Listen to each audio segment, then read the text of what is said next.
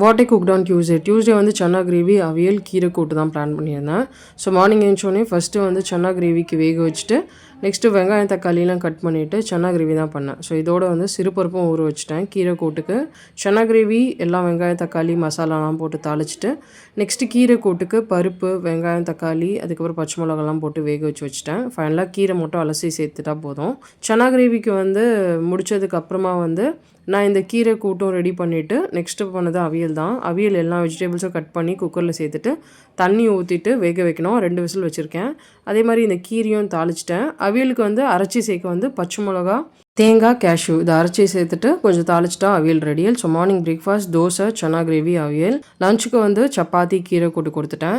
Night dinner வந்து aviyal chana gravy இருந்துச்சு. So குழந்தைக்கு சன்னா கிரேவி சப்பாத்தி ஹனி.